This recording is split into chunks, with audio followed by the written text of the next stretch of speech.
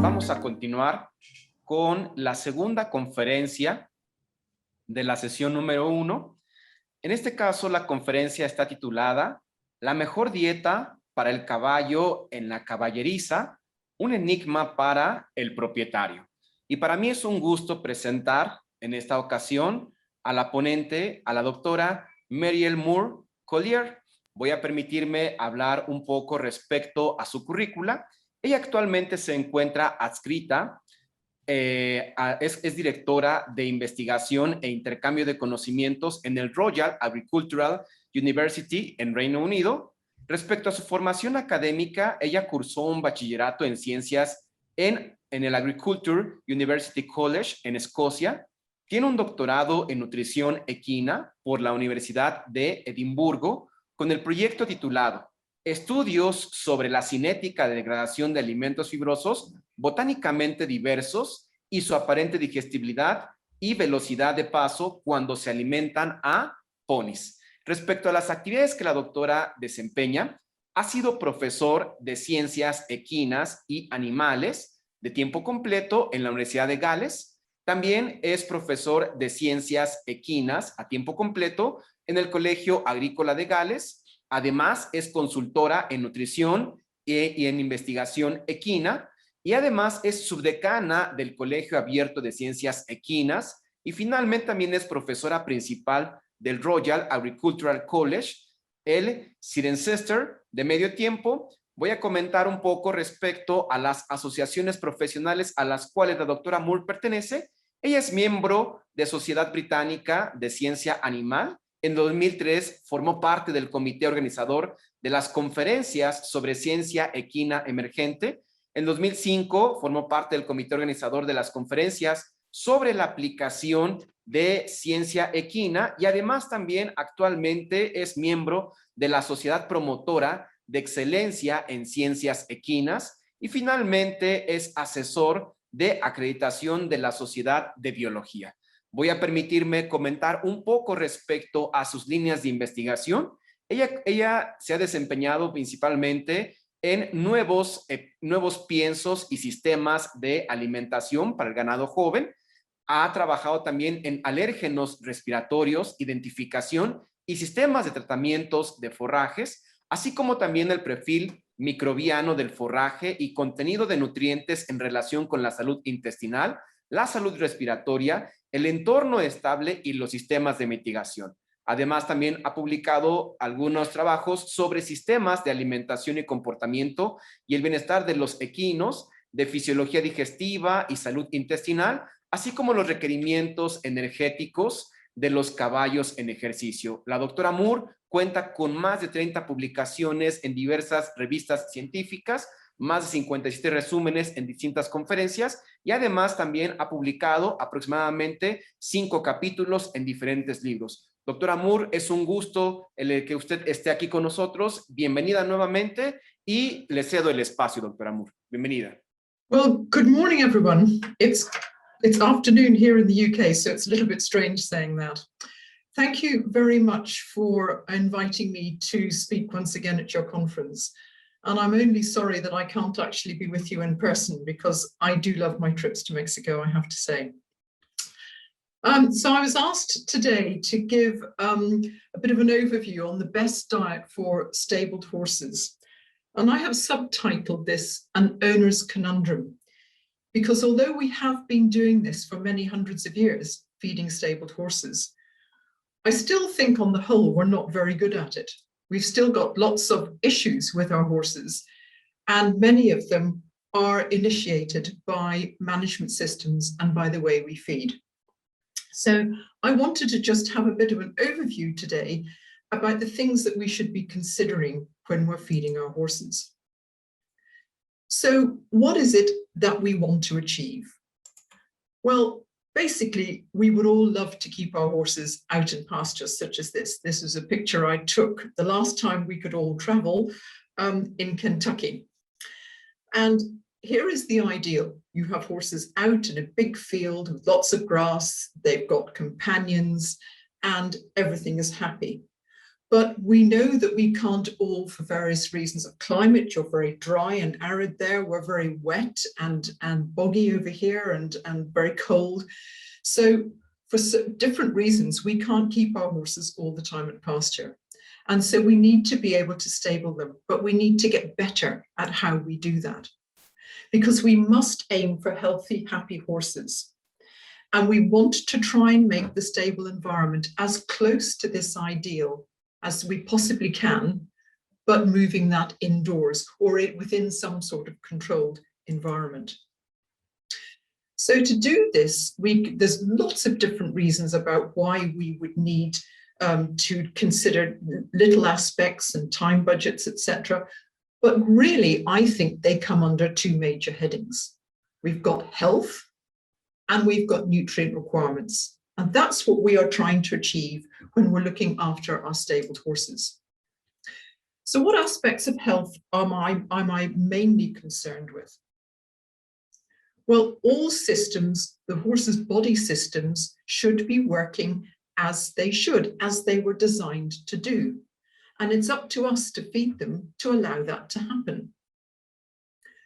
More importantly, though, what we do with them should not induce any disorders as a result of keeping them in a stable. And all too often, many of you who keep horses will know that we've got ranges of gastric ulcers, we've got various muscle cramping diseases, we've got instability in hindguts, we get colic, we get acidosis, and most of those are to do with the way we feed them and manage them. But the other thing that I'm concerned about in a stabled horse, because we keep them in close proximity, of course, is the resistance to disease. So those are the three main things that I think we should be concentrating on to keep the horses healthy. But as a nutritionist, I am mainly concerned with digestive health. Now, happily, I think, as a nutritionist, that everything else follows on from that. If you have a happy gut, you basically have a happy, healthy animal. So the first thing that we've got to remember is that the horse's digestive system is a dynamic system. It is designed for continual throughput, continual flow of nutrients. And if you can maintain that within a stable, then you are likely to have good digestive health. And then you can do the very important thing, which we're all very aware of in our own cases at the moment, is this immunity, is the health. 70% of your immunity of the body is held in the gastro-associated lymphoid tissue. So if your gut is healthy, working as it should, then the microbes, digestive enzymes, the juices going in, the absorption from the gut, all of that is working as it should. And then it allows the immune system to be able to do what it should. The immune system is not continually looking for free radicals or saying there's something coming into the digestive system that shouldn't be there. So it can actually concentrate, if you like, on disease.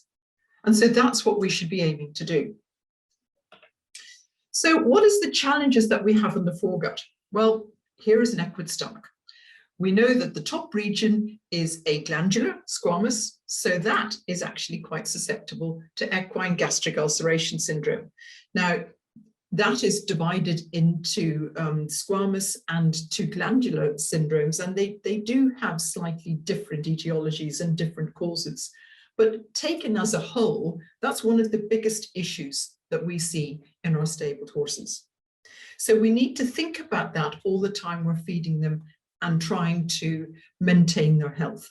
Because if they've got gastric ulcers, they're not just grouchy, but they're not digesting properly. They're not able to do the next thing. They're not able to do proper protein digestion. And that's one of the few things. We're finding out more about the stomach as research is carrying on. But protein digestion is one of the few things that actually occurs in the stomach. So we have pepsin starting to break up protein into polypeptide chains. And that's a very important trigger for food flowing through into the duodenum, which causes the influx of digestive enzymes so that the protein and the soluble component of the diet can be digested there where it should be. So in our attempt to get rid of EGUS, or to treat EGUS, I should say, we feed things like omeprazole, which is a protein pump inhibitor. Now that actually prevents the acid being produced and the acid level dropping to the extent that allows the pepsin to work to get effective protein digestion. So we might be slightly improving lesions in the stomach, but we're having a knock-on effect on something else. And so it's important for us to not initiate gastric ulcers so that we don't actually have to treat them. And the last thing that sort of we're discovering a little bit more at as research gets more developed is acid hydrolysis. And associated with that, some very low grade fermentation that goes on in the fundic region, that sort of middle region of the stomach. And sometimes it seems that with certain particular feeds, that is quite essential for later fermentation as the food goes down into the hindgut. The other bit of the foregut is this section here. This is the long, about 20 meters in a 500 kilogram horse, small intestine. So this is where the enzymatic digestion goes on. And so here is where the flow rate is so important, because the flow rate has got to be quickly or smooth enough and constant enough that it allows the food to pass through as it should. But it should be flowing to the extent that it allows maximum starch digestion. We've got amylases and glycosidases in there, being secreted in there, and they need to be given time to work. So what you don't want to do is have nothing in the small intestine, and then this massive ingress of a big bulky meal, which is dry and it can't be processed properly through the small intestine. So then you don't get maximum starch digestion. What happens? That gets dumped into the hindgut and causes all sorts of dysbiosis. We also want to ensure full soluble protein digestion in here, because it is only the protein that is digested in this region of the gut that the horse can use for anabolic purposes. So that is needed for making muscle tissue and bone tissue, so repair of damage, immunoglobulins, all sorts of things in the body. So very important that that's allowed. And the other thing is we want to maximize fat digestion here. We're very lucky with horses that they are hindgut fermenters. Cattle are foregut fermenters, so you can't feed a lot of fat because it interferes with fermentation. But this is a really useful, valuable nutrient that we can feed horses. And provided we feed it properly in the right way and it gets digested there, it can be a major boost of energy to the animal without feeling a lot of bulk. So we need to consider these things in relation to the type of feed that we're feeding, the size of the meal that we're feeding, and what we're mixing with what. So you can have individual ingredients that are very useful and essential, but if you mix them with the wrong things and you feed them in big meals, then you are not maximizing their ability to give energy and nutrients to the horse, as well as causing problems for the gut. So one of the big issues here is this mechanics and time budgets. And this is what we're not very good at with our stabled horses. When they're out of grass, they're able to eat for as much time as they want. Generally, they will eat from anything to 10 to 15 hours per day. That's what they're designed to do. Now, some less, some more, depending on where they are. And sometimes when I say daytime, I mean within a 24-hour period, because sometimes when it's hot and there's lots of flies around, horses will eat at nighttime. But just to give you a little bit of an idea here about why this is so important, it takes 58 to 75 minutes to process a kilogram of forage. 3,500 to 4,500 chews per kilogram of hay. Lots and lots of saliva is produced during those chews, because unlike dogs, horses only salivate when they chew. But that saliva is really important because it dictates, and the chewing dictates, the size and dry matter of the bolus that is swallowed. When horses are feeding, they generally swallow at a very constant rate. So they do it so every 20 to 30 seconds. And the bolus size can be 20 to 220 grams. So what we actually want is that we want to be sure that the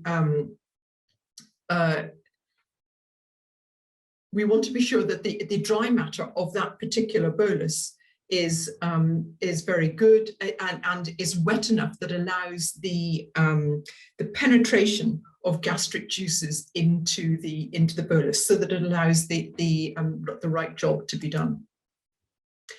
Stomach emptying is also something that's very important indeed. So what arrives in the small intestine and then what goes on to arrive in the large intestine is very important indeed. So here the size of the meal makes a big difference.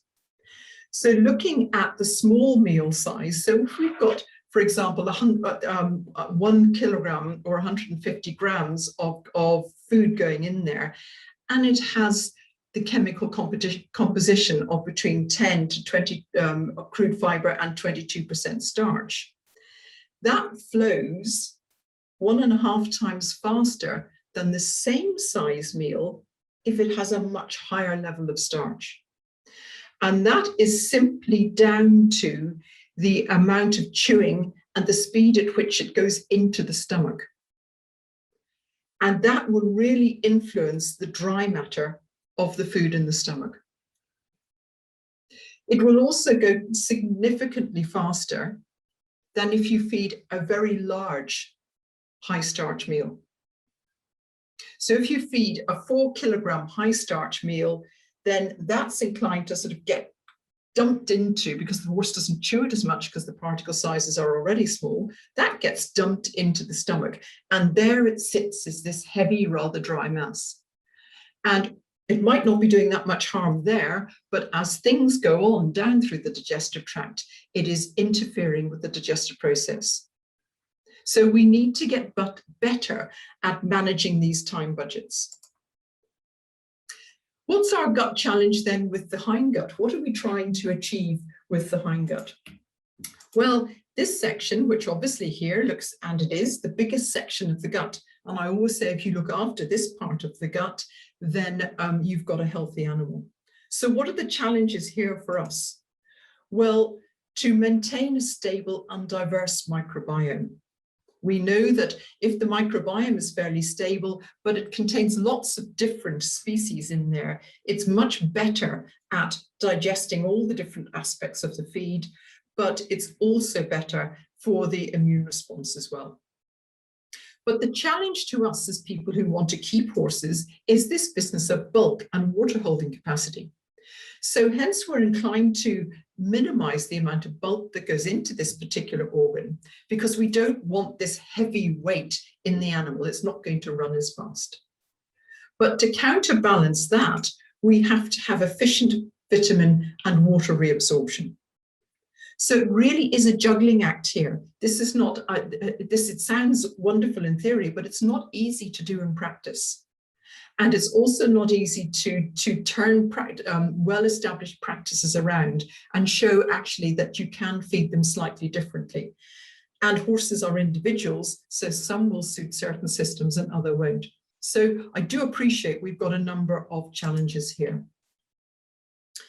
But if we start to think about how we're manipulating our feed type and thinking perhaps a little bit more open-mindedly about how we feed horses, if we actually feed fiber, so I'm thinking about forage, so I'm thinking about hay or haylage or whatever it might be, but also the bucket feed has a high fiber content. So there's lots of feeds out in the market now that are higher fibers than high starch. So if you feed a 650 kilogram horse 13 kilograms of forage, which would be about 2% of its body weight, that's 11 hours of eating time.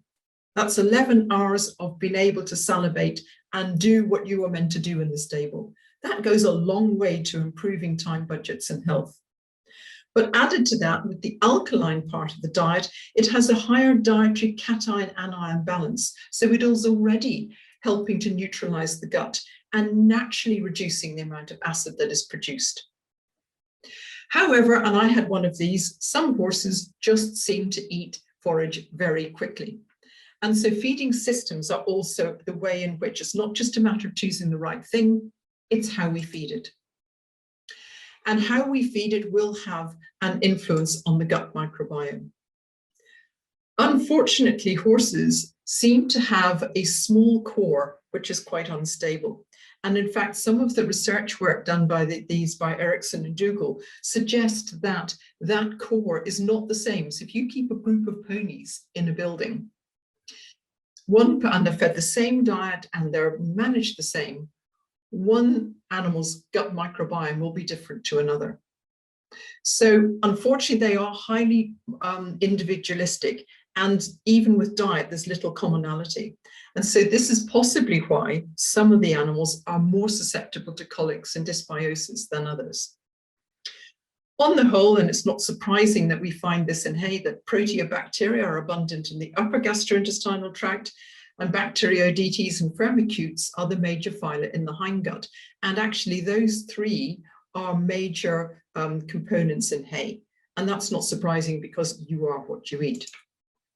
But what we want to know is that when we change this diet and when we alter proportions, or we alter the amount that's been fed, or the size of the interval between feeds, how do these changes affect the function? Do they actually affect the output of that microbiome? So we're now looking at metabolomics and looking at volatile fatty acid profiles to see, are we altering the output? Because to some extent, it doesn't matter if the gut has got a slightly different profile of bacteria in there, provided it's not affecting the ability of that gut to produce the nutrients that the animal needs for diet and for work. So metabolomics is one of the areas we're working on a lot in partnership with Wageningen University to actually see how feed type and feed practices influence this gut microbiome. Previous work has shown that halogeny, fiber-only diets, as you would rather expect, increase stability, whereas when we've got halogen concentrates, it makes the bacteria slightly less stable, and that's simply due to the speed at which things are degraded. So all of this, we're looking at the diversity and richness within these diets and how that might have a knock-on effect to the horse. So manipulating intake time, this is quite classic in the stable. I would love to see all horses eating like this. It's a natural position. The horse's head is down. He can forage around a little bit. But if you've got horses that like to eat a lot and like to chew a lot, then that's not going to last very long at all. So then what do? We put them in hay nets. Now, this small hay nets can increase eating time quite notably. But the problem with them is that this is what it makes horses do. That it's the actual pulling out of that hay, it can be hard on the teeth, the dentists don't like to see it, but it also has this effect of pulling the horse's neck in the wrong direction. His head is going back, and tis only anecdotal evidence, but enough people have said now that, in fact, horses eating from hay nets all the time can get tension in their neck and back, and that's not very good for them either. So some hay nets will actually be useful, but all the time if they're tied up high, that can be rather detrimental. Another way of trying to slow animals down is using the slow forage feeder. And this is one that was developed by the company Haygain, which is like a big bucket in the corner of the stable. And the grid on there slows down the ability of the horse to pull the hay out of it. And in fact, it does significantly increase eating time. Because if we look at the results from the trial that was done on this, the intake time for was 2 kilograms of hay actually at that stage was 43 minutes. But when we used the slow feeder with the more restricted grid, so we're looking at the SFS here, that time went up to 87 minutes. So it doubled the eating time.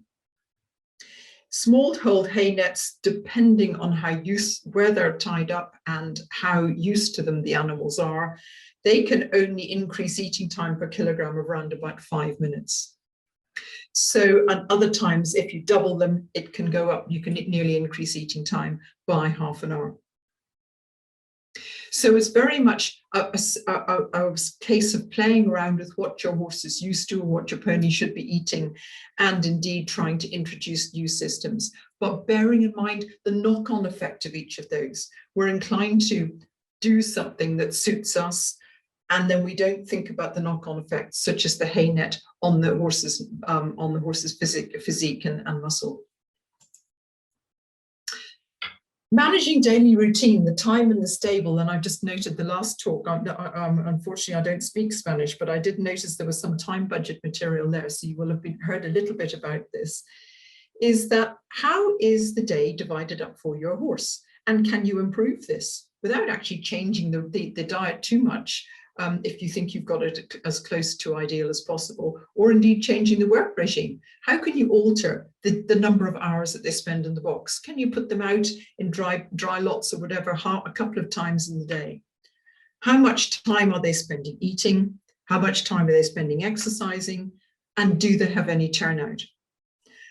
And all of those things will be quite influenced by the horse's temperament.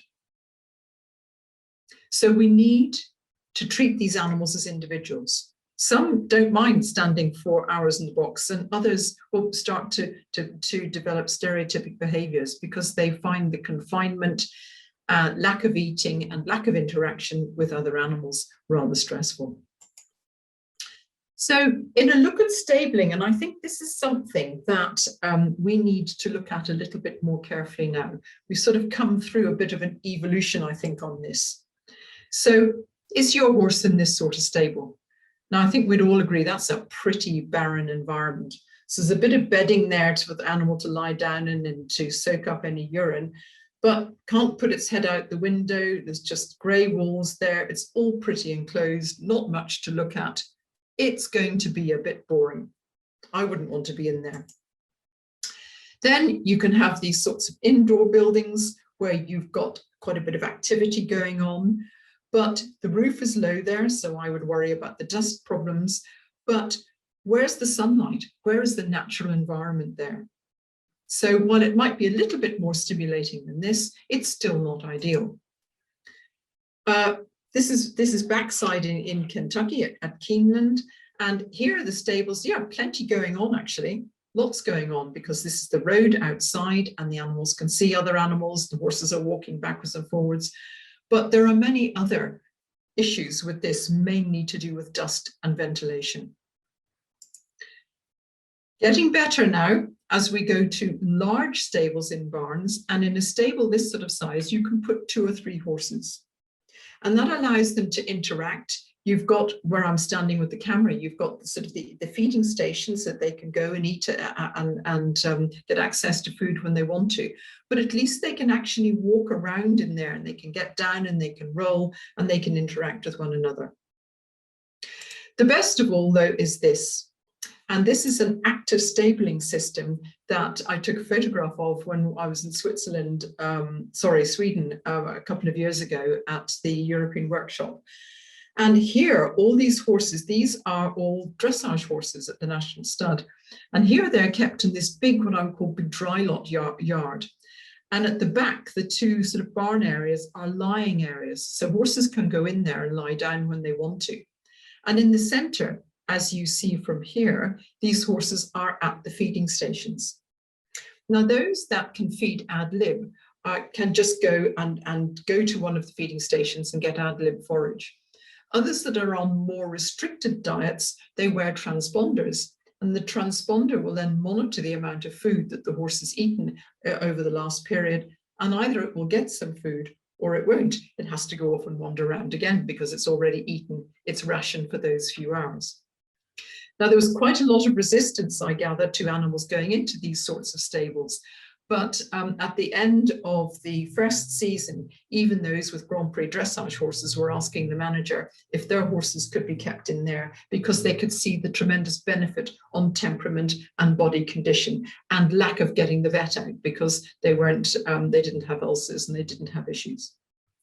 So while we can't all build wonderful facilities like this, this is a useful sort of picture to have in your mind to think about how you could actually alter your system to improve things for your horse. So meeting nutrient demands, and I've said here, ask the horse. Well, that's mainly because you should be looking at the individual horse. What size are they? What temperament are they? What age are they? Are they still growing? Really think about the individual. Don't just get a horse into the stable and feed it like you feed everything else. You should be really looking at that individual.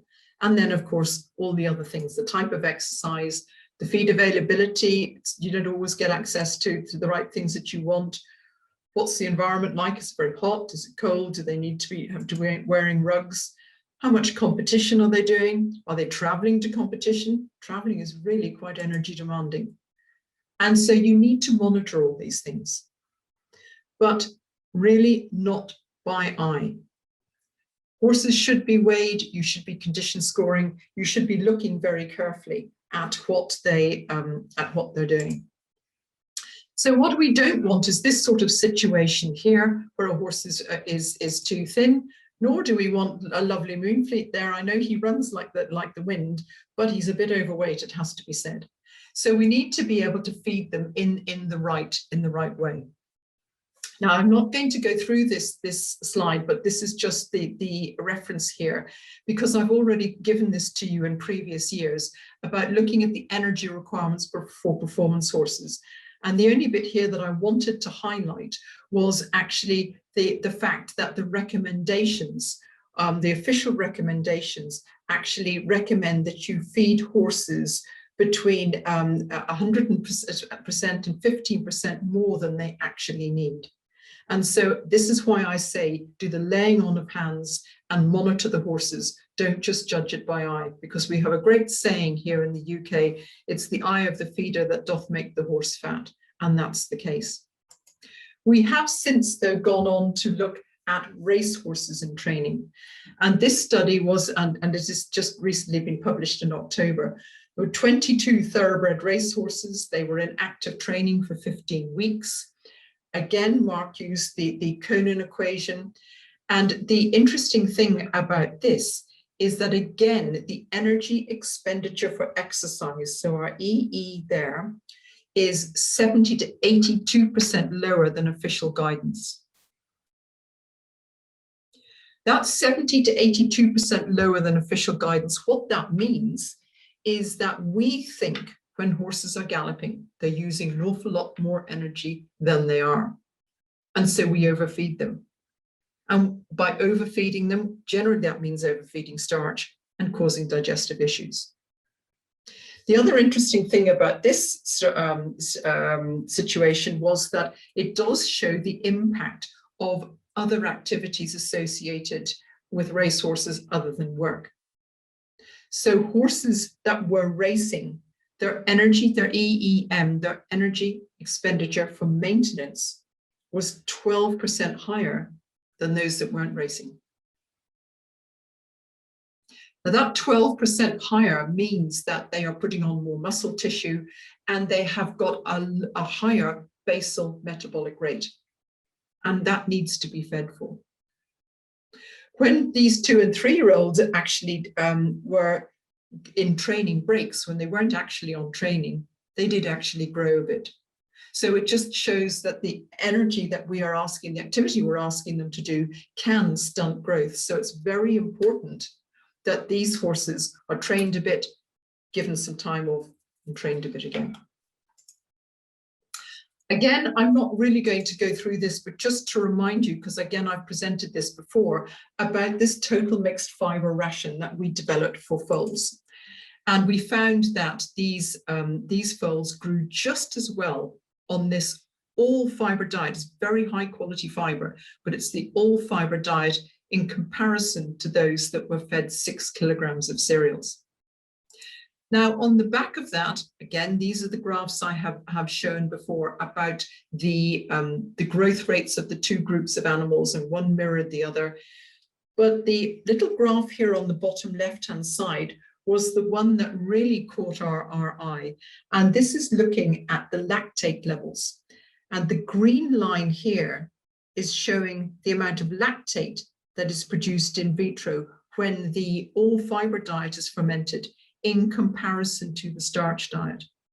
And this starch, the yellow-orange line here going down, shows how that lactate level is very high in the beginning. And then as the food gets digested, it does decrease. But basically, significantly higher levels of lactate for a long time when you're feeding cereals. So that made me think about developing one for horses that are in working. And so, in fact, it's 2 years ago now, we developed the total mixed ration, which is a highly digestible fiber ration for performance horses. And it's a high oil, high fiber, well, all fiber, fully balanced ration. And it's obviously a natural diet, but the idea of producing that was to be able to replace some or all of the concentrate portion of the diet. Now you can imagine we go to racing stables, how challenging that can be. So in fact, there was this picture of a show jumper in Ireland, and I'm just going to show you a little bit of this. This is what he looked like before he was put on the TMFR. And he was a good horse, a grade A or a 1 meter 50 horse. And he started to refuse and wouldn't do anything and was very awkward to handle. And after he had been on, sorry, I seem to have managed to lose that. That's what, and this was after he had been on the TMFR for a couple of months.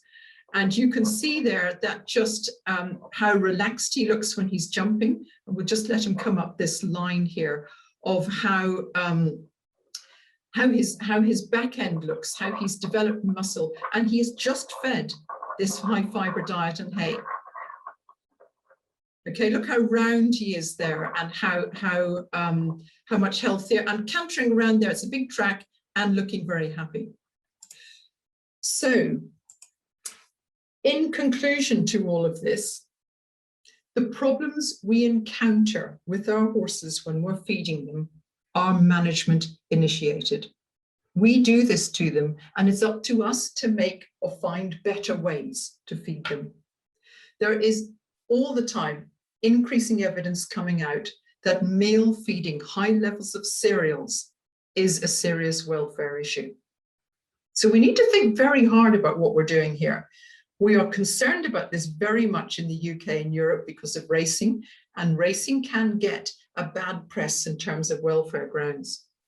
So it's up to us to make a better job of what we're doing if we want to continue the sport that we love.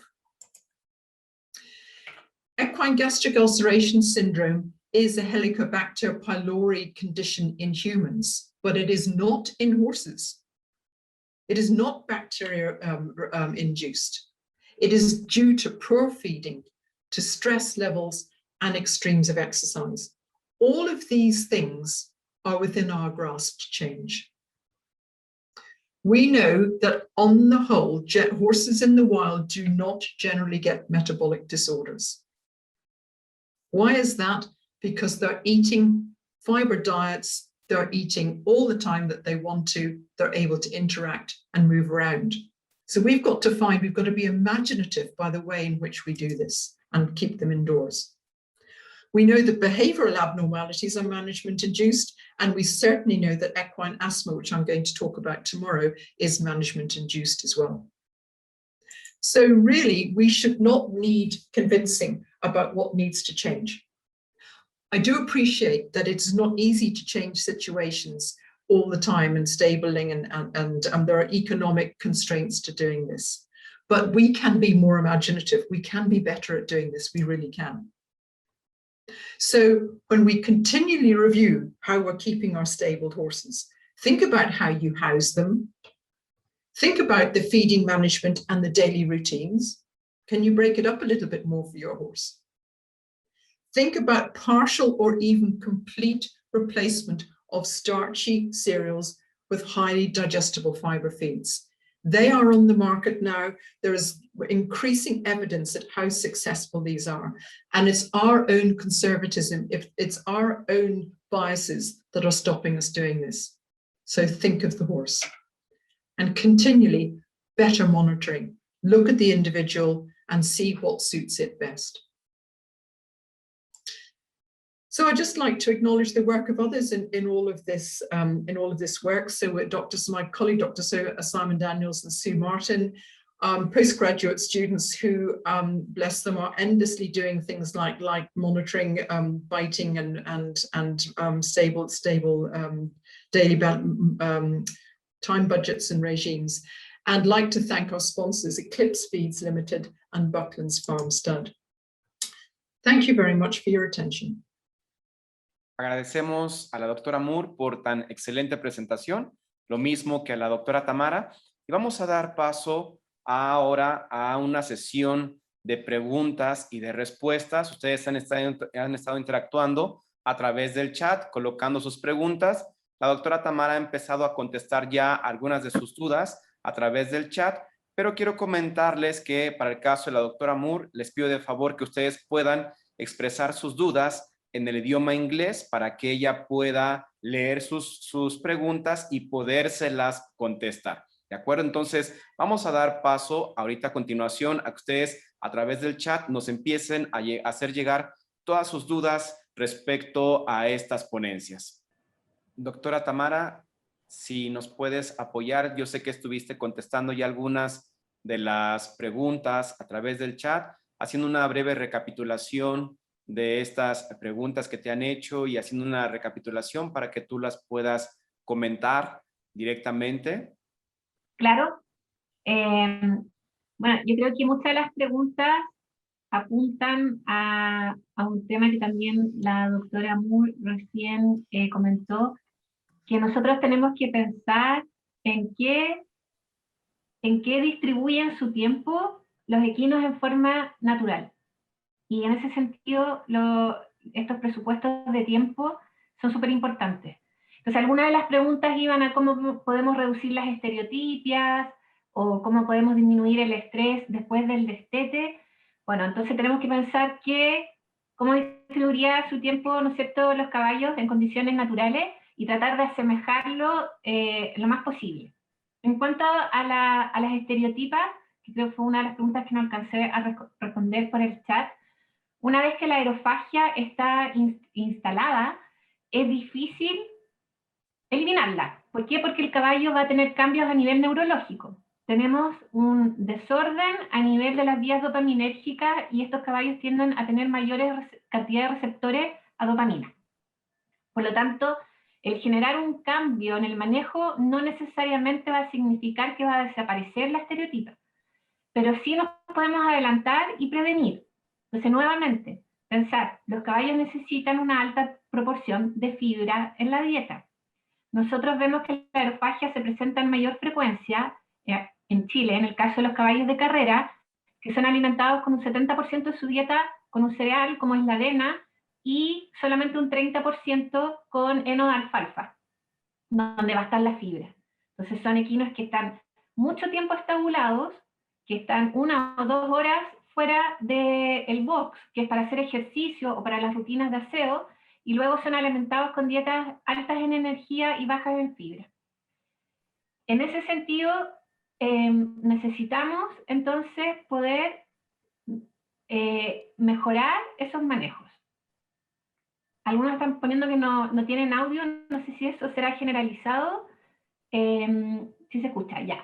Entonces, deberíamos prevenir y pensar que necesitamos mantener a nuestros equinos con una dieta alta en fibra, que ojalá tengan tiempo para sociabilizar y con eso reducir los factores que pueden predisponer a la presentación de estas conductas.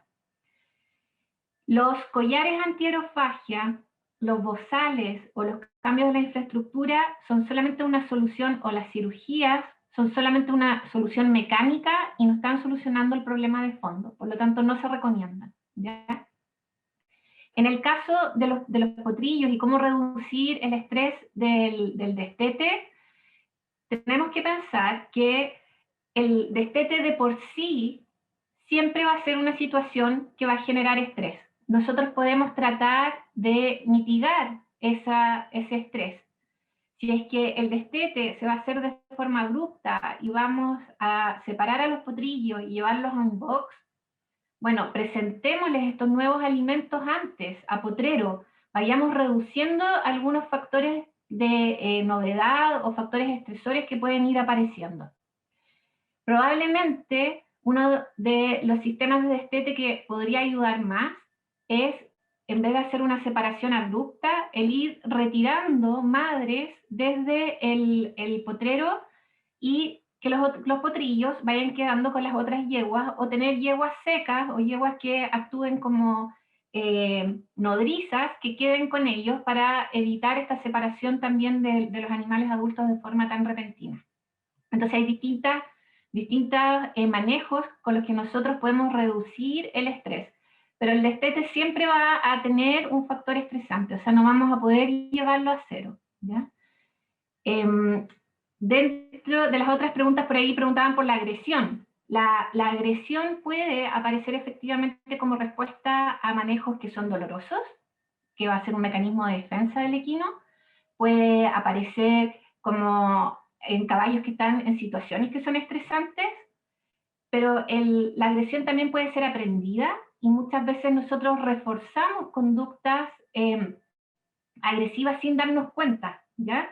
Entonces tenemos que estar bastante atentos también a nuestra conducta cuando estamos manejando los equinos para no reforzar sin querer estas amenazas que inicialmente son amenazas y que luego van progresando. Pero lo primero es que si tenemos un caballo agresivo es descartar cualquier patología que pudiese estar causando, por ejemplo, dolor y que por lo tanto el caballo esté reaccionando de forma agresiva. No sé si hay más preguntas que han aparecido en el chat. Doctora Tamara, ¿te puedo interrumpir un segundito nada más?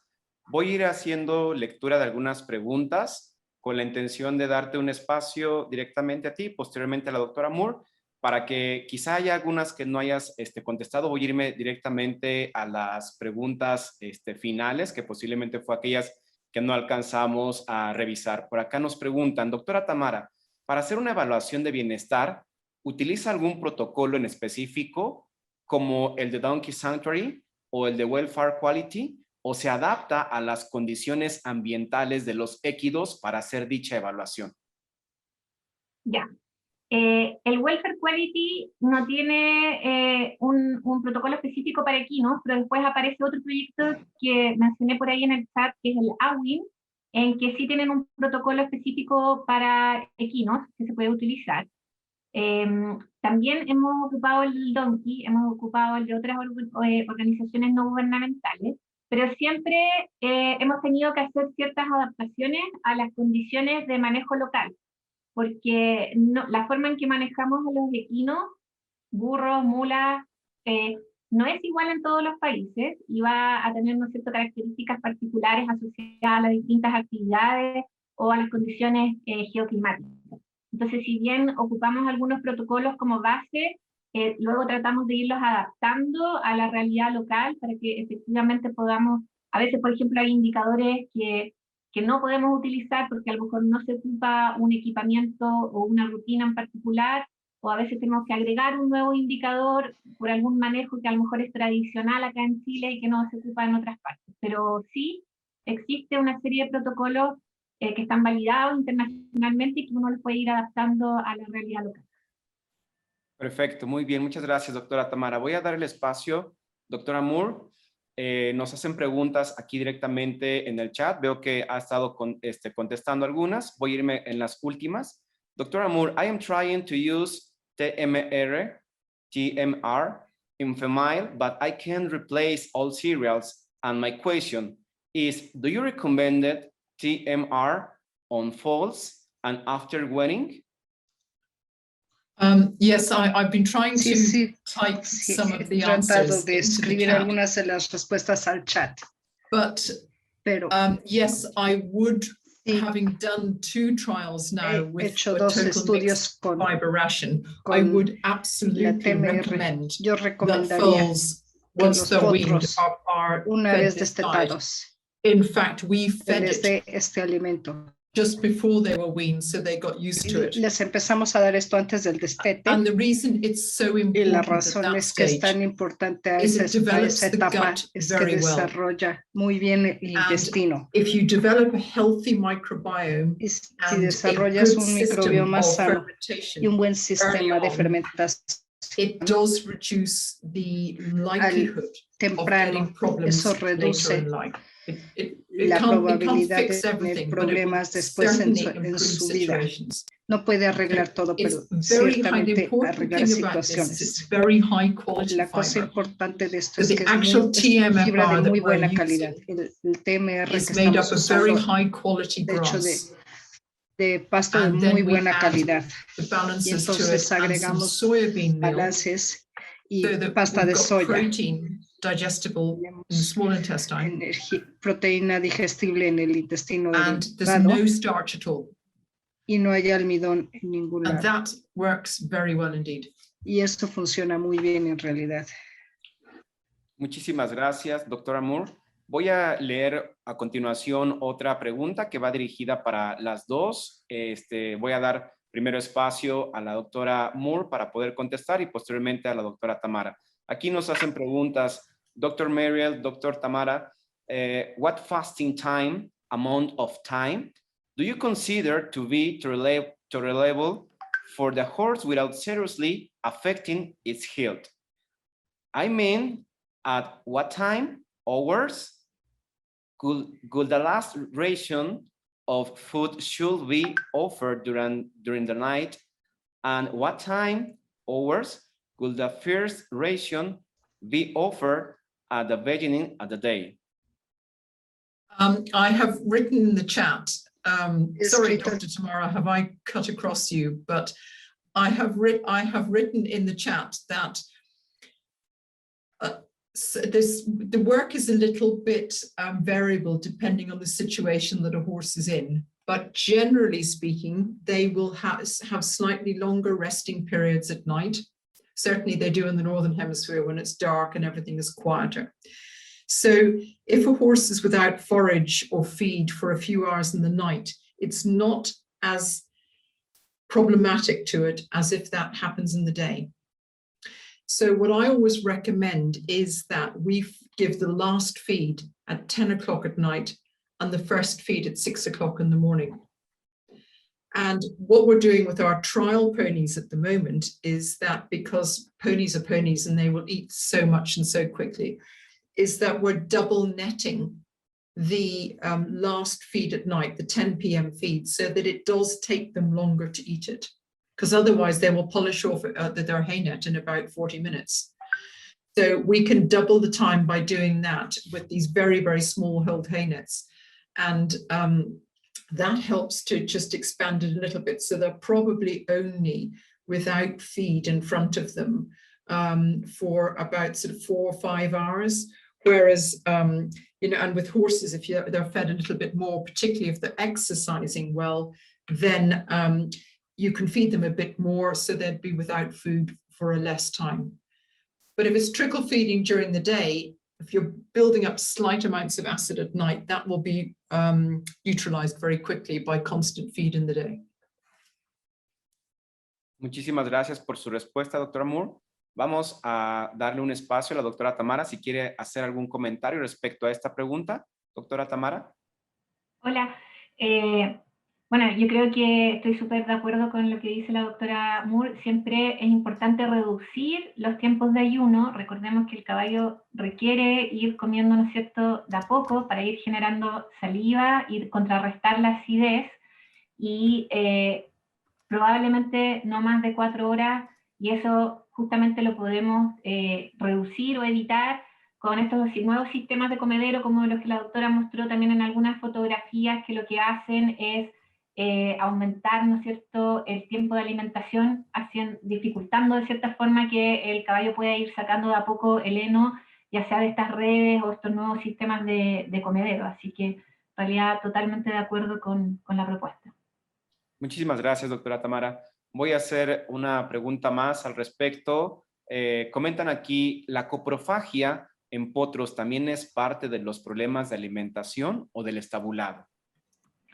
En los potrillos más pequeños, la coprofagia puede ser normal, ¿ya? Y generalmente se ha visto que los potrillos hacen coprofagia sobre las heces de sus madres y desde ahí podrían estar obteniendo, ¿no es cierto, no nutrientes, pero ciertas sustancias que permiten una mejor funcionalidad del sistema digestivo.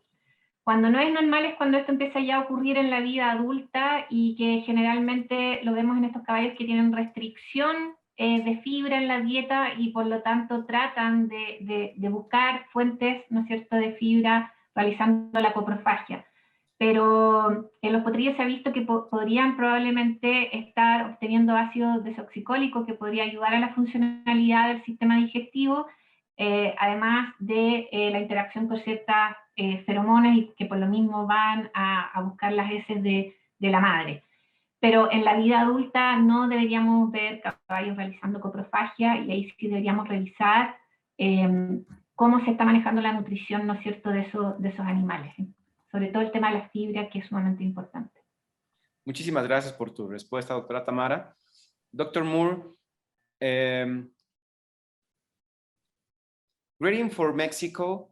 In the case of cereals in a stable horse with a little mobility, is there a schedule of you recommended a suitable time of day to provide them to the horses? It does depend, obviously, in the daily routine, but I think that if you're going to be feeding fair amounts of cereals, you need to break them up into as many feeds as you possibly can in the day to maximize the digestion of those and to minimize any negative effects that you might be getting from the starch in the diet. So I would say a minimum of 3 times a day.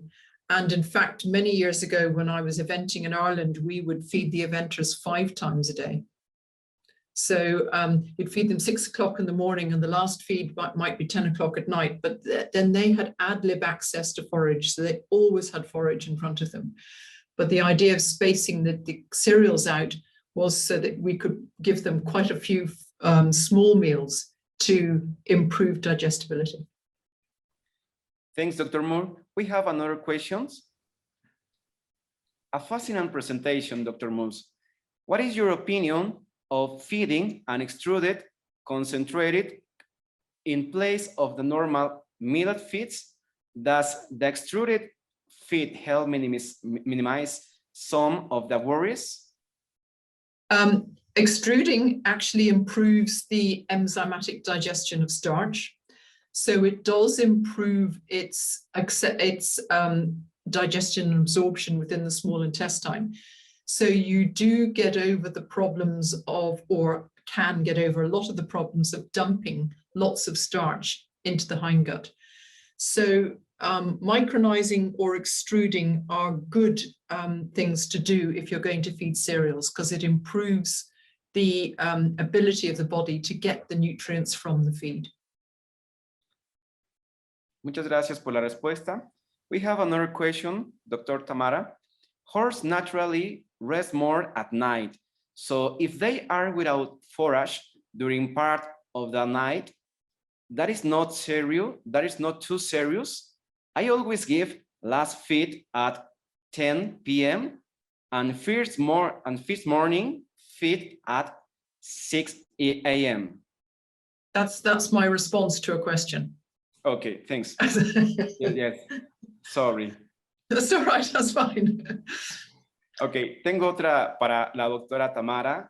¿Qué comportamiento presenta la yegua al ser separado del potrillo y entra en un cuadro alto de estrés? Sí, bueno, eso también depende del número de pariciones, ¿no es cierto?, que tenga la yegua.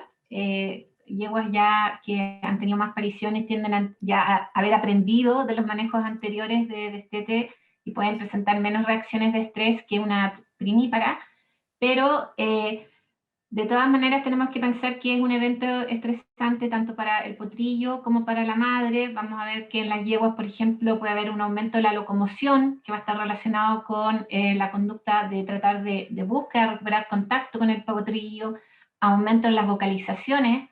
Cuando tenemos aumento en la locomoción y en las vocalizaciones, tenemos una yegua que está, ¿no es cierto?, en un estado de alerta activado, y por lo tanto también se va a reducir la conducta de forrajeo.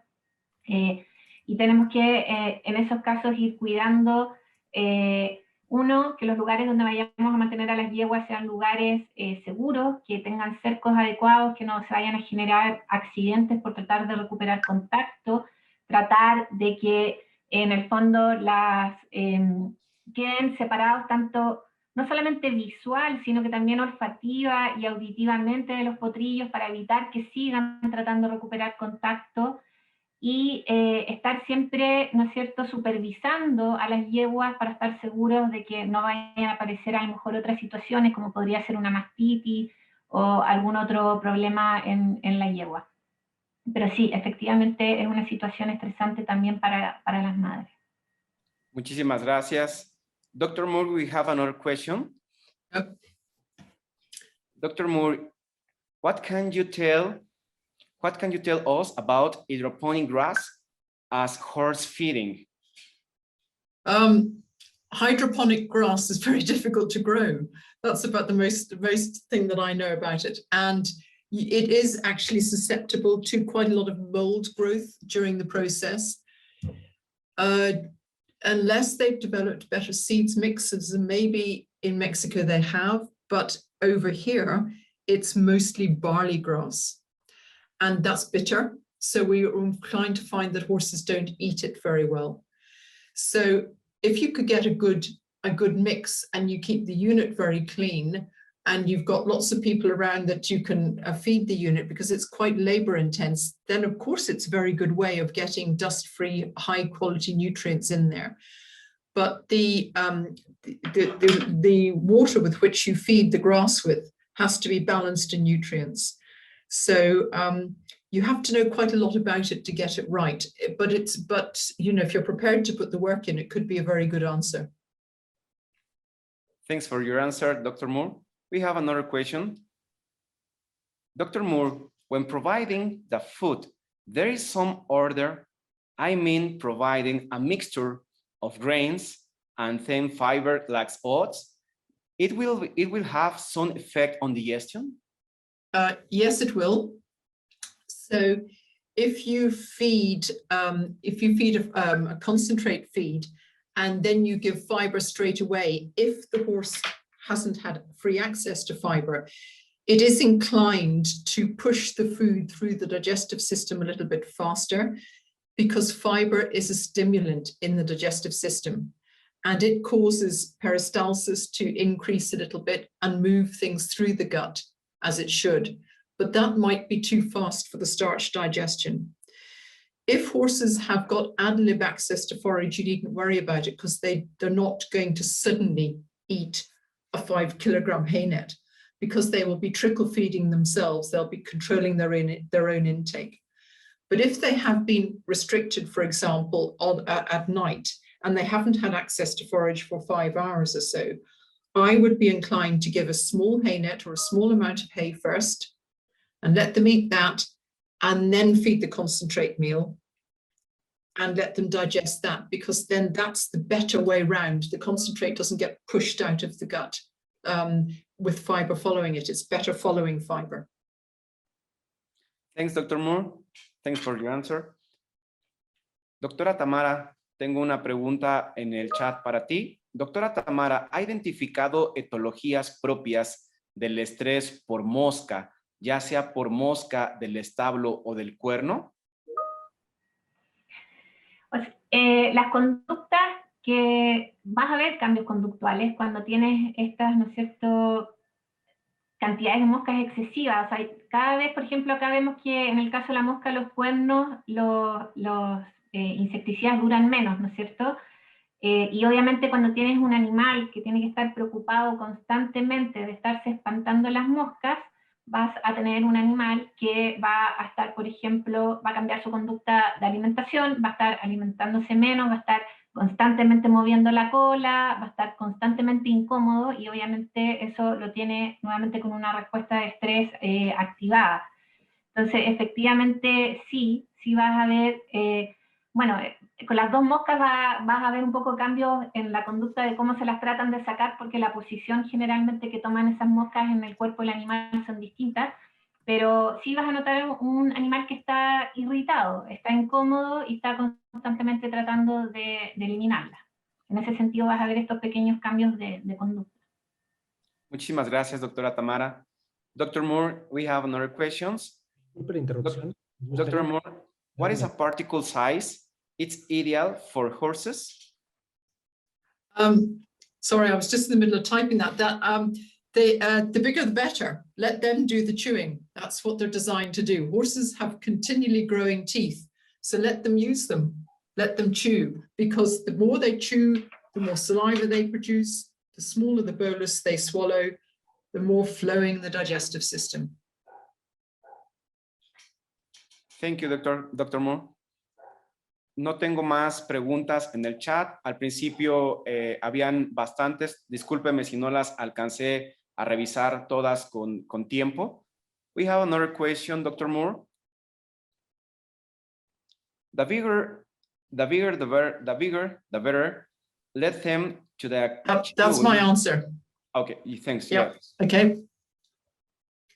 And somebody's asked me there about the presentation of or the what is an all fiber diet. I've written that further up the chat, but just quickly to just say it, the continual access to grass or hay or haylage or whatever the long forage is, and then the bucket feed is made up of things like soya hulls, high quality dried grass, high quality legumes, sugar beet pulp, citrus pulp, anything, and it's put into either a mix, but mostly into pellets, and they are essentially made up of fibrous feeds, the fiber part. So that's what I mean about an all fiber diet.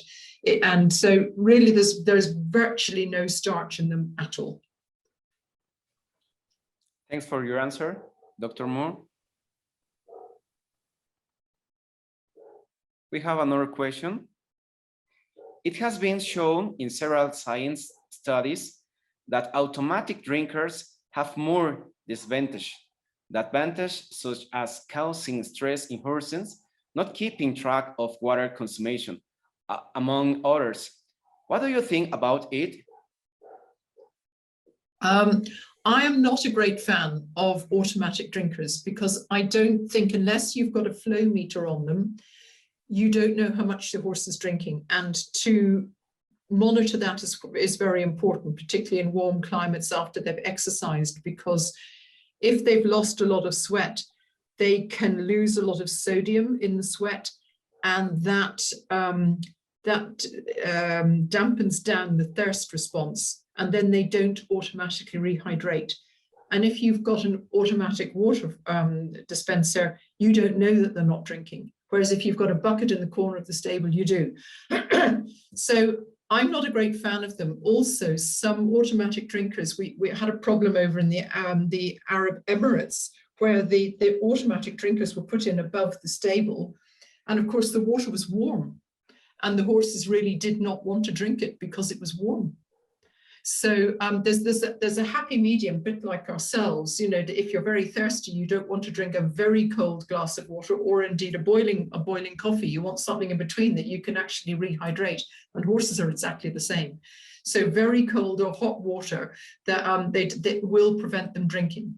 So at least with a bucket, you can monitor the temperature, and you can certainly monitor the amount of water that they're drinking. Thanks, Dr. Moore. Voy a leer dos preguntas más. Por el tiempo ya no nos dará mucha oportunidad de poder ver algunas otras, pero voy a dirigirme a la doctora Tamara. Doctora Tamara, ¿tener una yegua gestante estabulada todo el tiempo puede provocarle un aborto por estrés?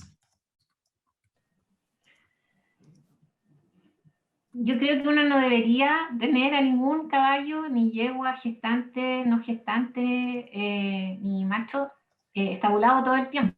Los caballos necesitan hacer ejercicio, están acostumbrados a ir, ¿no es cierto? Este consumo de a poco de alimento va asociado a locomoción. Entonces el caballo necesita estar en movimiento. En ese sentido, no sé si específicamente ese estrés le va a causar un aborto, probablemente también va a estar asociado a qué etapa de la gestación está o no, pero por el bienestar de esa yegua, yo le permitiría estar en un lugar donde pueda efectivamente movilizarse y cuando llegue la etapa, ¿no es cierto?, del parto, llevarla hacia un corral o lugar que esté más cercano donde uno la pueda supervisar de forma más controlada. Pero en general yo no recomendaría que ningún equino, independiente de la edad o el sexo, estuviese en un sistema de 100% de estabulación.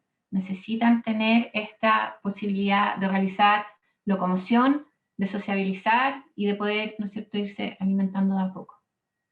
Muchísimas gracias, doctora Tamara. Cerramos con una última pregunta y nos comentan por aquí finalmente, ¿hay algún concepto similar de fibra efectiva en rumiantes pero aplicado en caballos? Yo me imagino, esa pregunta puede ser para la doctora Moore, no sé si ella está con traducción. Sorry, was that supposed to be me answering? But it was in Spanish, so I didn't understand.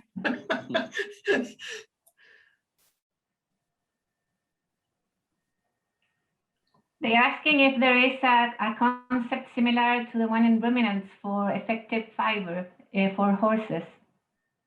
Sorry, you have to say that again, I beg your pardon? Because here they say if for horses, can you apply a concept similar to that of effective fiber that is used in ruminants? I'm not sure what they mean by effective fiber, except that if it's quality fiber or the fiber that. Quality fiber. Sorry? Yes, quality fiber. Quality, yes. I mean, quality fiber, that's what I term the bucket feed. And I don't mean a bucket full of feed. I just mean the one that you carry into the stable and you give like you would give the concentrates. That is where I would put the very high quality fibers. So very digestible dried grass, legumes, soya hulls, sugar beet pulp, citrus pulp, those sorts of things. And a fair amount of fat in there as well, because remember, horses can eat and digest a lot of fat as well. So all of those are good energy, highly digestible. And also, when fiber is that quality, it doesn't hold as much water in the gut. So you don't get this weight in the hindgut that racehorse trainers are worried about, because it's all digested. The things that hold a lot of water in the gut are hemicellulose and pectins. And the pectins are high in sugar beet pulp, but the hemicellulose is high in quite fibrous feed, so that's in the forage, and that's what will hold the water. So you want to balance the length of time that the animal is eating and eating the forage with the quality. So by putting quality fiber in there, yes, you will improve gut health, and all fiber in terms of what the microbiome is doing. Fiber is fiber. And so the microbiome is happier, more stable, and a bit more diverse on a fiber diet, even if it's a mixed fiber diet, than if you suddenly add starch in there. Thanks for your answer, Dr. Moore. Muchísimas gracias, doctora Tamara, por tus respuestas.